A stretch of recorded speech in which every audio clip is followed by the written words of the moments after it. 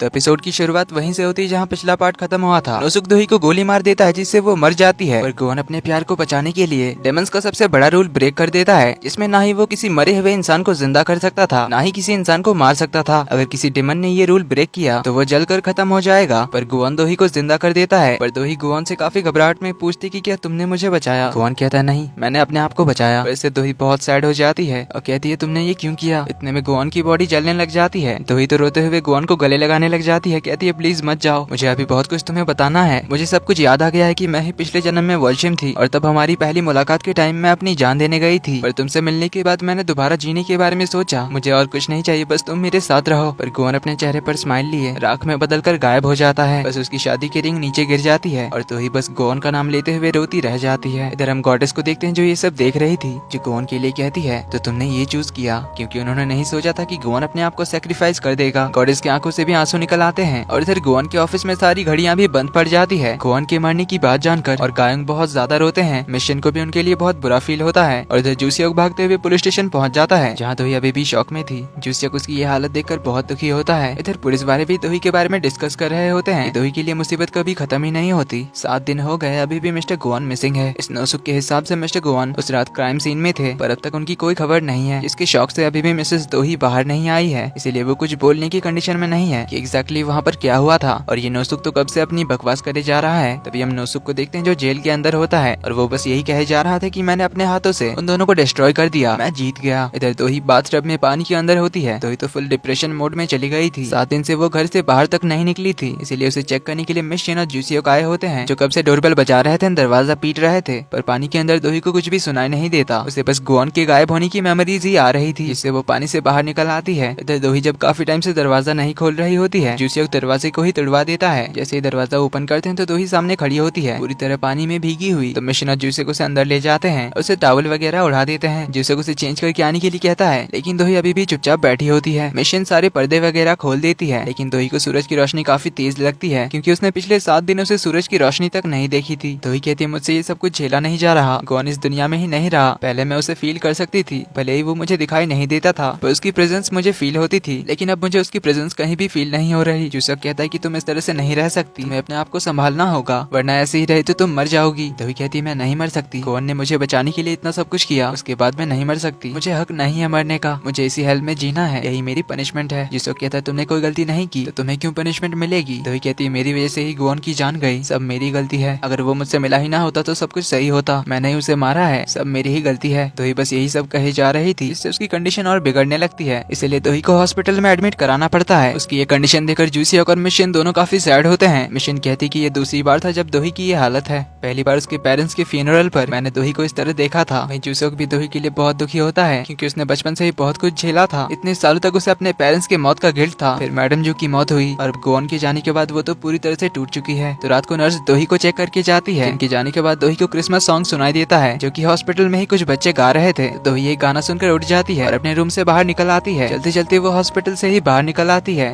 रास्ते में हर तरफ उसे क्रिसमस ट्रीज वगैरह दिखाई देते हैं क्योंकि आज क्रिसमस ईव थी, इसलिए दोही तो गोवन को और ज्यादा मिस करती है।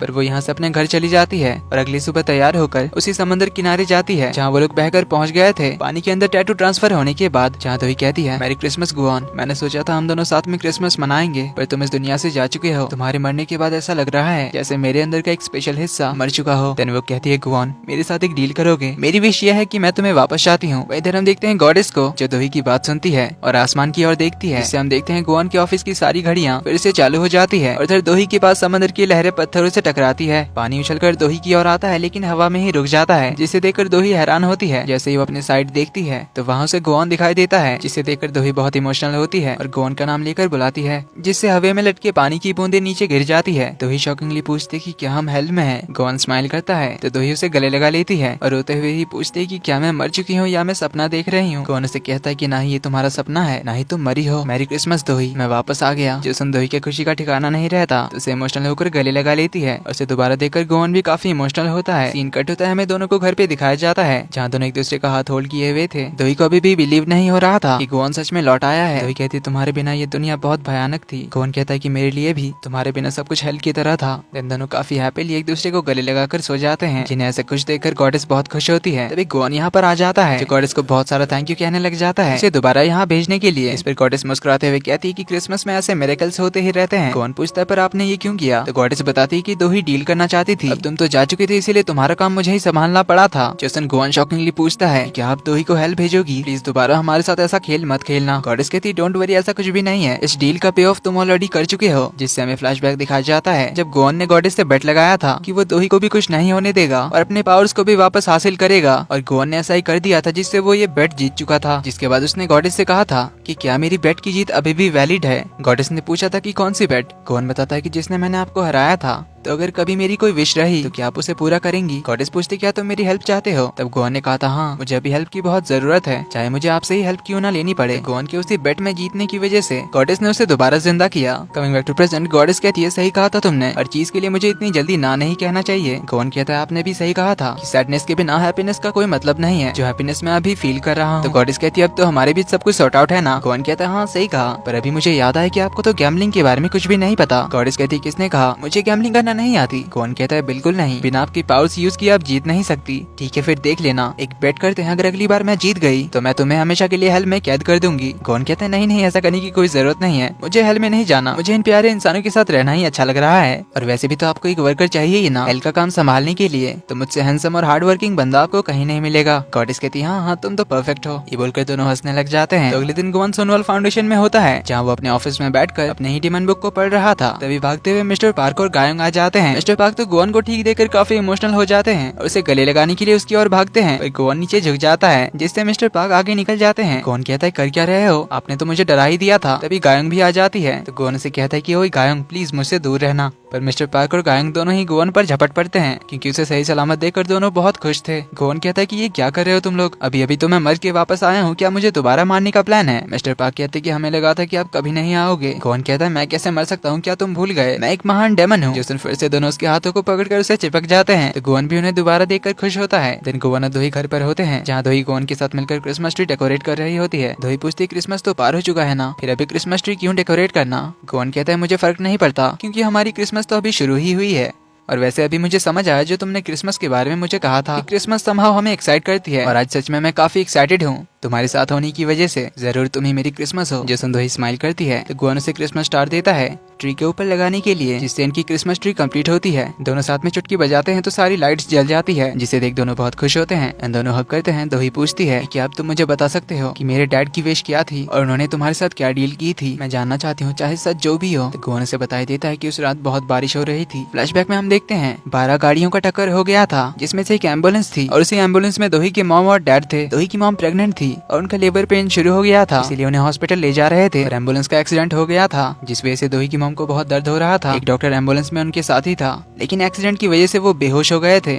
तो दोही के डैड हेल्प के लिए बुलाते हैं, लेकिन कोई भी सही हालत में नहीं था, इसीलिए वो कैसे भी करके अपनी वाइफ को नीचे उतारते हैं और चलते हुए ही उन्हें एक मेडिकल सेंटर ले आते हैं। लेकिन यहाँ पर सारे बेड्स फुल हो चुके थे और इमरजेंसी रूम्स भी खाली नहीं थे, इसलिए डॉक्टर उन्हें साफ कह देते हैं कि यहाँ पर उनका इलाज नहीं हो सकता, आप किसी दूसरे हॉस्पिटल ले जाइए। तो दोही के डैड अपनी वाइफ को बाहर ले आते हैं। अब उनके भी पैर पर चोट लगी थी, इसीलिए वो भी सही से चल नहीं पा रहे थे, पर फिर भी वो लंगड़ाते हुए ही अपनी वाइफ को सहारा देते हुए ले जा रहे थे। लेकिन रास्ते में वो चलते हुए एक जगह गिर जाते हैं। गिरने की वजह से दोही की मॉम को बहुत दर्द होने लगता है। दोही के डैड क्या ही कर सकते थे, वो हेल्प के लिए बुलाने लगते हैं, लेकिन इस रास्ते में कोई भी नहीं था। दोही के डैड जोर जोर से चिल्लाने लग जाते हैं कि कोई है यहाँ, प्लीज हमारी हेल्प करो। तभी छाता हाथों में लिए गोवन यहाँ पर पहुंच जाता है। तो दोही के डैड गोवन से रिक्वेस्ट करने लग जाते हैं कि प्लीज हमारी हेल्प करो, मेरी वाइफ मर जाएगी अगर अभी डॉक्टर को नहीं दिखाया तो, प्लीज हमारी हेल्प करो। गोवन कहता है तुम्हारी एक विश से 2 लोगों की जान बचेगी, अच्छी बात है, मैं तुम्हारी विश पूरी करूंगा, पर एक कंडीशन है। दोही के डैड कहते हैं कि मुझे हर कंडीशन मंजूर है, तुम बस मेरी वाइफ की जान बचा लो। गोवन पूछता है क्या तुम जानना नहीं चाहोगे मेरी क्या कंडीशन है? याद रखना बाद में पछताना पड़ेगा। दोही के डैड कहते हैं कि मुझे कोई पछतावा नहीं होगा, बस मेरी वाइफ और बच्ची बच जाए,